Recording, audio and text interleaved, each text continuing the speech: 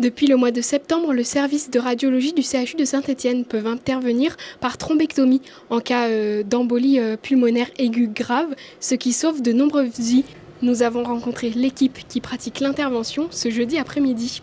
Ce traitement s'appelle la thrombectomie pulmonaire, ça veut dire enlever le caillot qui est présent dans les artères pulmonaires.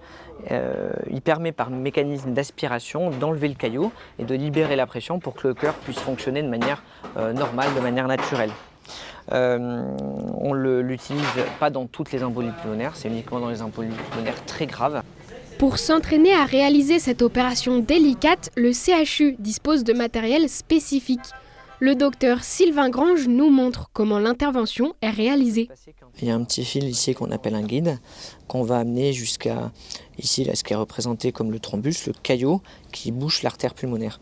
Et donc l'idée, c'est de pouvoir avancer petit à petit le matériel, comme ceci, d'avancer la sonde jusqu'à ce qu'il arrive devant le thrombus ici. On va réaliser l'aspiration.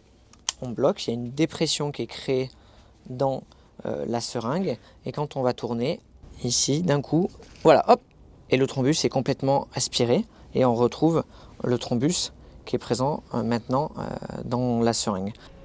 Depuis le mois de septembre, la thrombectomie pulmonaire a été utilisée une seule fois sur une patiente présentant un arrêt cardio-respiratoire. L'opération a très bien marché et a pu sauver la jeune femme. Elle est retournée chez elle une dizaine de jours après et maintenant elle mène une vie normale puisqu'on a enlevé complètement les thrombis qui étaient présents dans les artères pulmonaires.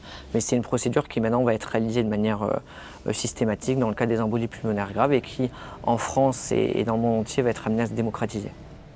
Selon le service de radiologie, c'est une arme supplémentaire parmi les autres dispositifs pour lutter contre les embolies pulmonaires.